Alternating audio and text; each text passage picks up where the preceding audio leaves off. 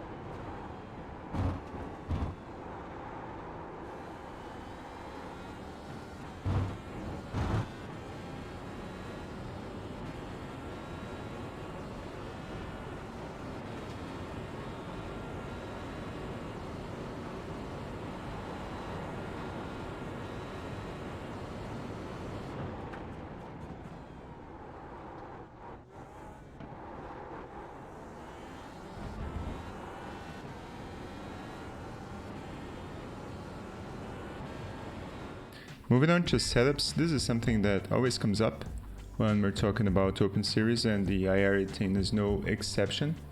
So yeah, for this week, the iRacing setup is really not that bad. I'd say it's pretty good actually. So I've linked my qualifying race setups, but if you want to know how I got there, it's not that complicated. I started with the iRacing setup for Suzuka, which is right here. And then basically I just, well, obviously for qualifying I want to change the start compound to alternate. We really don't have that many straights in Suzuka. You have like 2, but there's so many fast corners, especially the first section, that really want all the downforce you can get. So we're gonna put an extra angle here in the front wing, so that's 14.40. No changes in the rear, it's already max wing. And then basically I want to add some front rake to the car.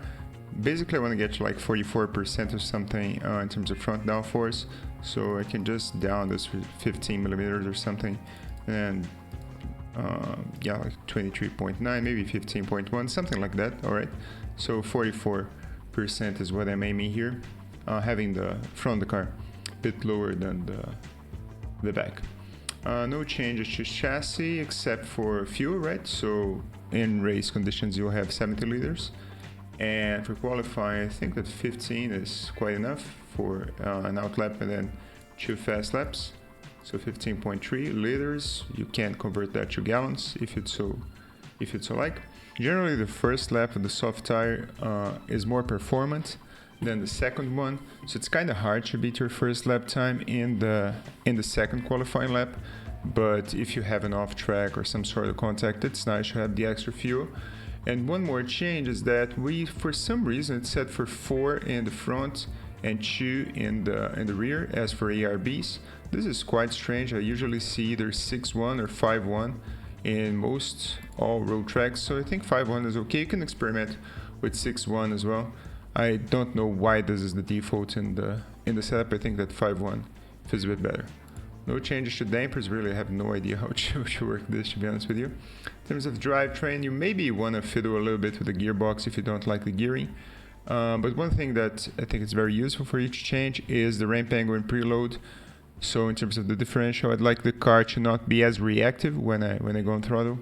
And so moving this to, let's say, 60-30, so less on power and more on coast, and then down in the preload here to 20 or something like that.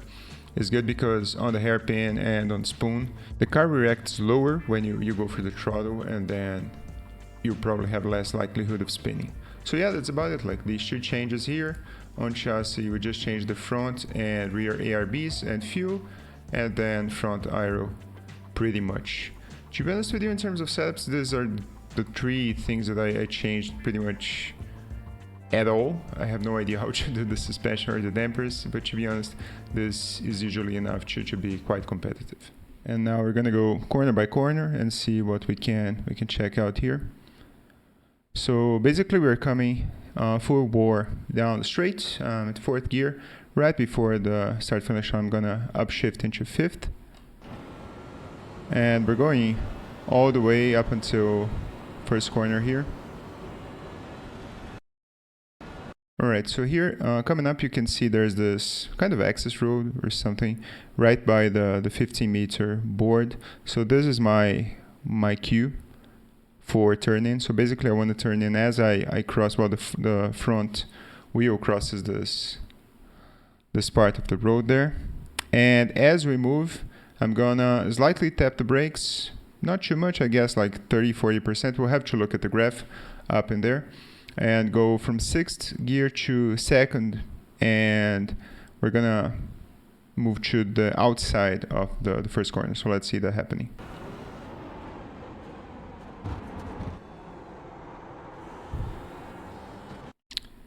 Okay, so in outside view here of the car, you can see we're coming fast up until here. I'm gonna have my turn in at the access road.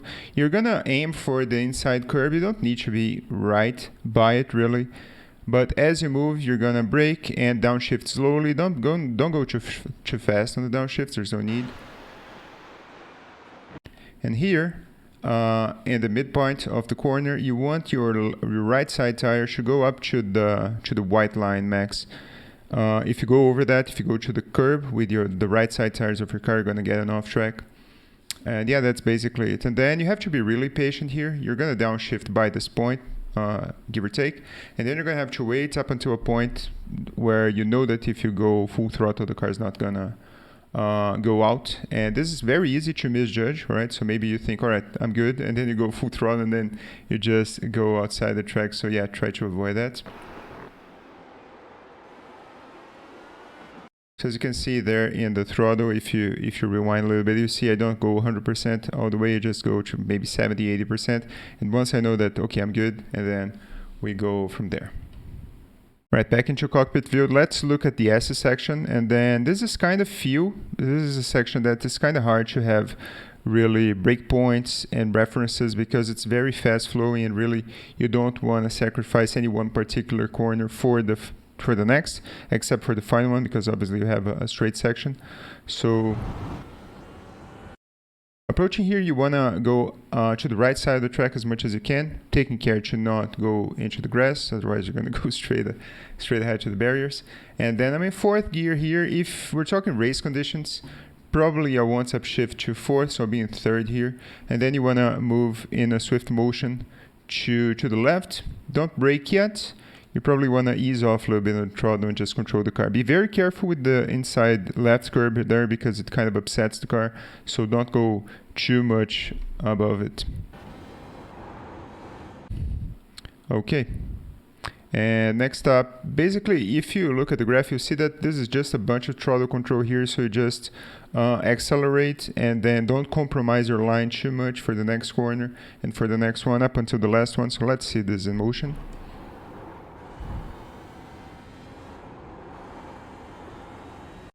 Right, so this final part, this is the more critical corner, really, because you don't want to sacrifice the exit of this corner. You can do it in an inside line, which is what I do. Some people, I know that they go out and they cut back in. I guess that's possible as well. Downshifting to 2nd. And then, all right, this is the part where I used to get confused when I was learning Suzuka. But really, if you look into the right part of the track up ahead, you see there's kind of a brown splosh on the ground, on the asphalt. It's kind of a different color, right? So maybe the car had that brown patch there. And once I get to the brown patch, then I know I can turn in and accelerate. It's kind of sketchy, especially with cold tires, for you to just go 100% on the throttle here. You can quite easily lose the back end of the car on the uphill. And so this is kind of another section where you have to throttle control. And basically when you are sure that you can go 100%, then you go for it.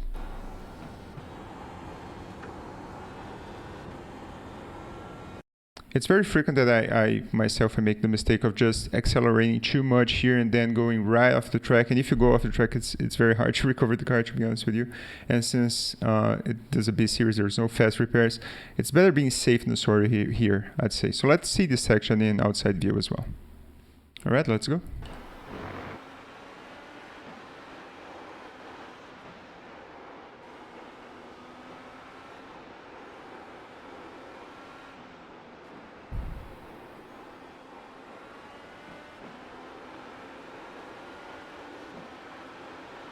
Okay, next up we have the Dagner 1 and Dagner 2, right? And so we're gonna come, this is 4th gear, we're gonna go up to 5th gear. Let's go closer to the corner. Right, so here you wanna stand to the left side of the track. There's this 100 board and the 50 board, right about 75, I'd say. I'm gonna step the brakes just a little bit, I'd say 20%, maybe 30. And then downshift from 5th to 4th and go in. Don't go too much on the inside curve, otherwise it's going to really upset the car. And be careful to not accelerate too fast, because then you're going to overshoot the corner. That could be a problem as well. Yeah, so basically I kind of played it safe here. Realistically, you can even go with the front end of the car over the curb.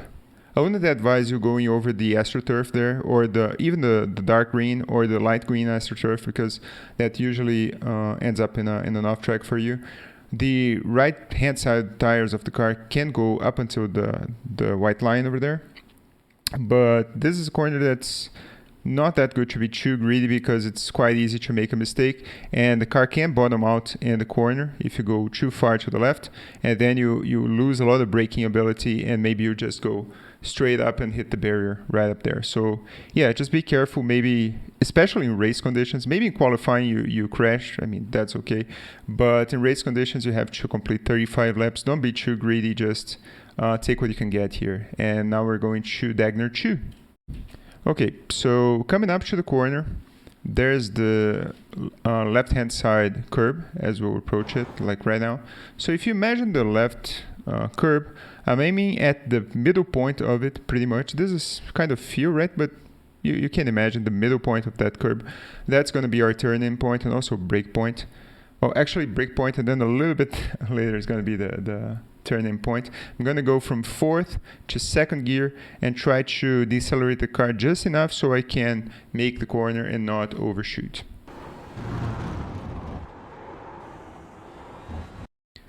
So yeah, that's basically it.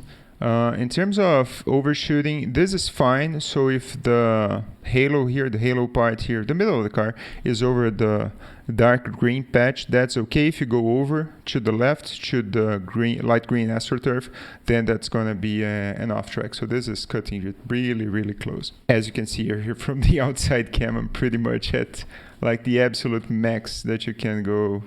Maybe like a couple inches to the left, but other than that, this would be an off track. So yeah, this is very recoverable. So if for some reason you end up going over to the left, it's kind of hard to lose the car here unless you really go for the throttle with the wheel not straightened up. But this is a far less dangerous corner than the previous one, at least in my estimation. Let's see this section from the outside camera now. All right, so we are approaching Dagner 1. Let's go.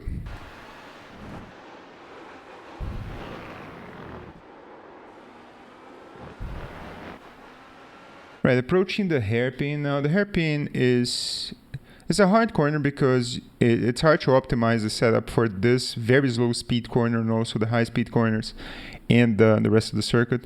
So this is one of the corners that I had the most difficulty with in the whole circuit. But yeah, we're gonna come up to 4th gear, and then you're gonna see the curb starting to our right. In race conditions, I'd advise you to just let off the throttle pretty much once you reach the curb. You really don't have that much to gain if you go all the way with the throttle pinned down.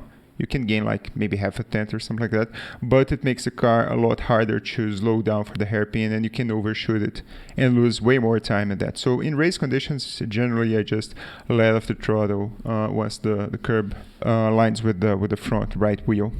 Other than that, you want to straighten up the car as much as you can and then brake hard in a straight line and go from fourth to first gear and then turn in. You want to keep to the right part of the track here, so do resist the temptation to just make a beeline for the center of the corner there. Otherwise, you're going to sacrifice your exit angle. So yeah, try to be to the right side of the track here. This is a hard corner to do with single monitors. I use VR, so I guess that helps me in a way.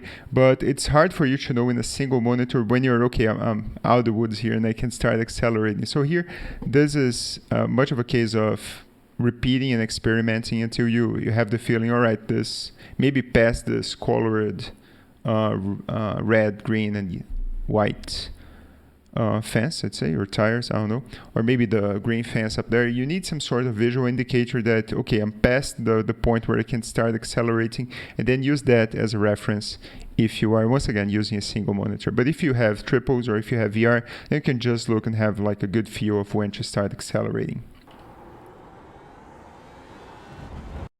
And there you can see that I almost lost the back end of the car. This is one corner that you need to be very patient with the throttle. If you just go all the way, you can very easily lose the back end of the car. It's going to shoot to the left and going to hit that tire barrier over there, and your race is pretty much going to be over. So really be very, very careful with this corner. This one and Spoon are the two corners that you have the highest likelihood of hitting something. So be careful here. Let's see the section from the outside cam. All right, let's go.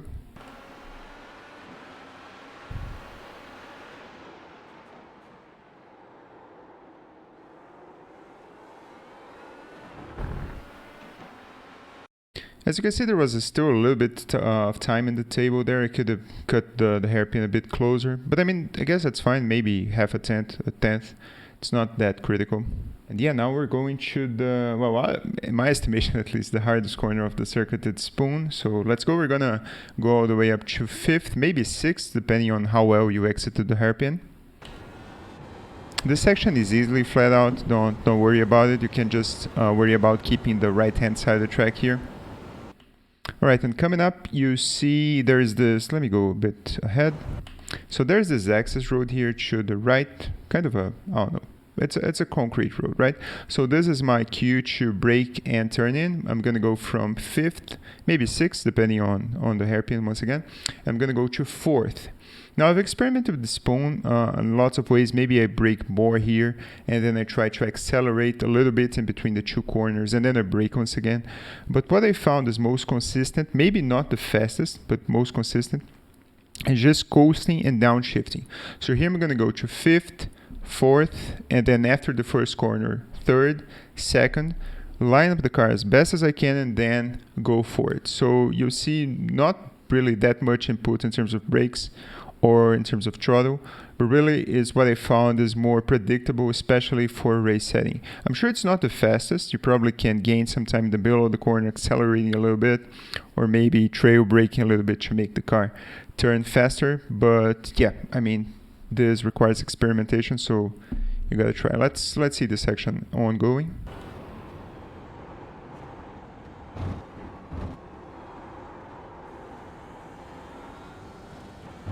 Yeah, so if you see from the inputs there, really, I'm being very patient. There's really no inputs in terms of throttle or brake while I'm downshifting from fifth to second. This is a technique that I found is very consistent, not the fastest once again, but you can try it out. Okay, so in terms of lines, once again, we're gonna, at this point here, start the turn in, right? Now I shift to fourth. I'm gonna go through this corner in fourth. I'm gonna aim for the outside curb over there, downshifting to third and then second. This curb is very, very tricky. If you wanna maximize your time, really Going to outside cam here, realistically you can have your left side tires all the way up to the white line, but this curb upsets the car really bad, and I've lost the back end here quite a few times. So like I try to be safe, I'd say, not going over the curb too much. So this is fine, maybe a little bit more to the right, the middle of the car going up until the white line. You can go more to the right, that's fine, but I find it to be a bit risky, all right? And now we go back to patience. So in terms of where to turn in for spoon, this is a corner that requires a lot of repetition for you to get it down. There's not really that many markers you have available, but I'd say maybe 2 car lengths before the end of the curb there would be, yeah, you see about here I'm turning in, so this is what?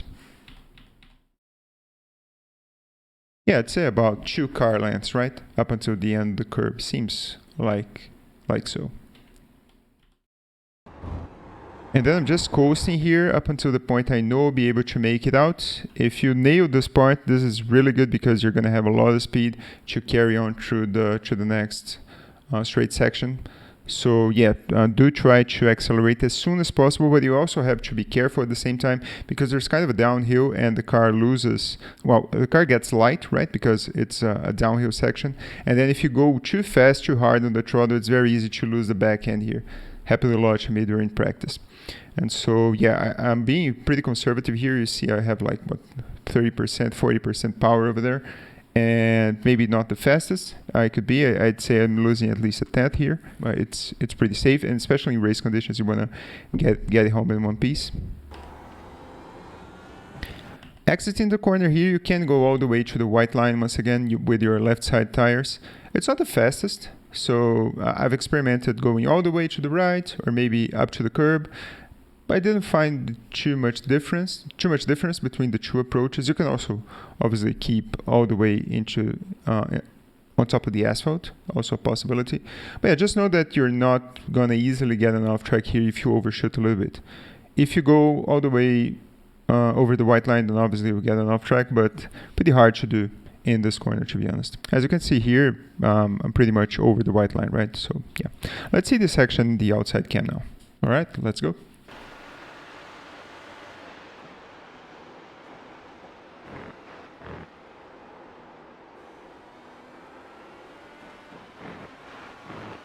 Okay, now we're gonna have the 130R corner. That's pretty easily flat out, and then we're gonna go to the chicane, which is known as Casio Triangle. So yeah, that's the final corner of the track, pretty much. This is a very good section. Oh, maybe let me pause here. This is a very good section for you to make an overtake.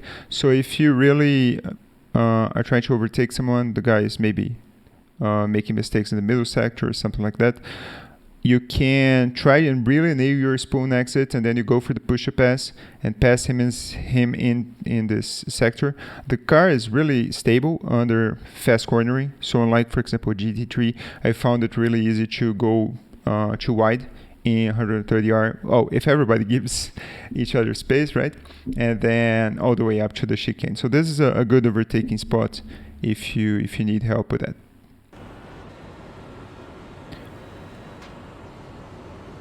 R is really easy, just flat out. I'd say 50 board here for turn in, but you can go by few, it's no problem.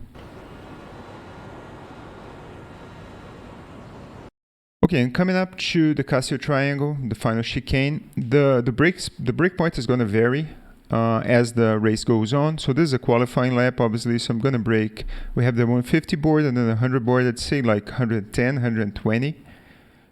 Pretty close to the 100 board. I'm going to go hard on the brakes, as it's a downforce car, right? So you can go pretty much up to 100% or very close to it, and then you trail off the brakes very fast as you downshift. But if you're at the beginning of the race, or if you have just made a pit stop, then the car is very heavy and you have to pull that brake spot a little bit back. So maybe 130, 140, even 150 if the car has hard tires on, 70 liters of gas in it.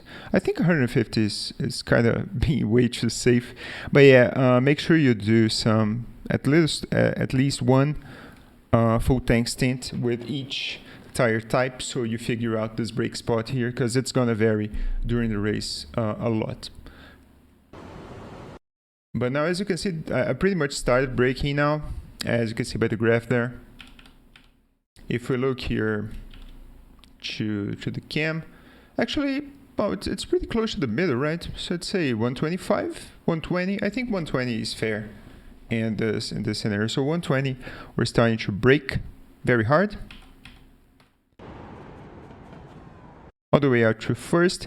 You can't be really greedy with the setup. I found it's really stable under curbs, which is a good thing with this default setup, which I wasn't having with other sets I tried. You have to be careful to not have your left tire go to the right part or to the right side of the white line there, otherwise it's an off track. But really you don't want to go over the curb too much because it's going to upset the car and compromise your exit.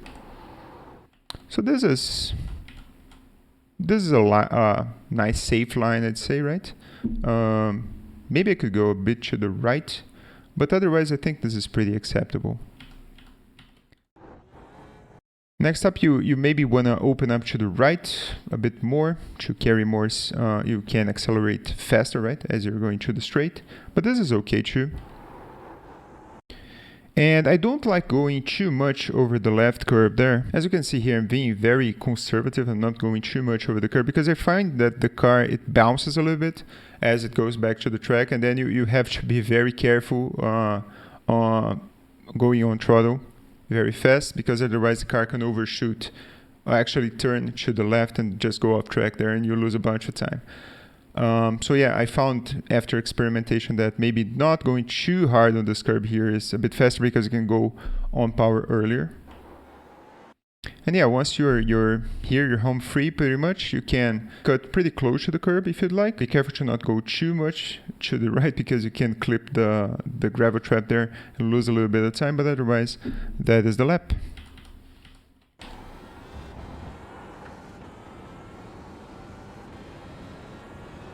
So I pulled back the FOV a little bit and you can see there in the dash it was a 139.5. I guess you could expect in race conditions to, with the soft tire and the full tank, a high 40 to a low 41 would be a good pace. So like a 40.8 to a 41.2, I'd say. The soft tire degrades very, very fast. So you have like 2, maybe 3 laps of good grip. And then it just falls off, and I was doing like high 43s, mid 43s with the soft tire after that. The hard tire is way more consistent. It's not as fast, obviously, so we're talking about mid to high 42s or low 43s, but that goes through the whole stint. It's a 15-lap stint. If you're wondering if you could do a single stop, I found that to not be really possible. I tried running around about 5 to 10 laps with fuel map 5, which is the leanest, and still with max fuel save I was kind of 2 laps short of being able to finish the race on a single stop. So I guess if you fuel save even harder you could make it work, but I think it would be way too much of a compromise in terms of lap time to be worth it. So we're working here with a 2-stopper race, I think. In terms of strategy, well, obviously the soft tire is faster, but it's faster over such a small amount of laps, like 2 to 3 laps, and then it starts sliding all around the car. It gets really hard to control, especially on those lower corners like the hairpin and spoon, where you really need the traction. And so I foresee that perhaps like the hard tire will be faster overall on the stint. Since we have 2 stops, I think that going for hard, well, primary, right? Primary and then primary, and finally a very short stint with the alternate at the end will probably be the faster strat. You could try it the other way around, so you could start with the soft and try to make up some positions in the beginning of the race, especially if you start up high in the grid, and then you can try to gap someone, and then you go for hard, well, primary and primary after that. You could also maybe go for primary and then an alternate and primary at the end. I guess you could try and do that, but really you want to try to minimize the time you lose to traffic after you come out of a pit stop. And yeah, that's pretty much it. Hopefully this was thorough enough and gave you some nice information for you to start your journey there on the Dallara IR-18. It's kind of hard for me to pronounce. Dallara IR-18, yeah, on Suzuka. And I'll be back on week 3 for Road Atlanta, as I'm not the biggest oval guy, so I'll be doing something else on week 2. But yeah, see you on track and have fun. Cheers.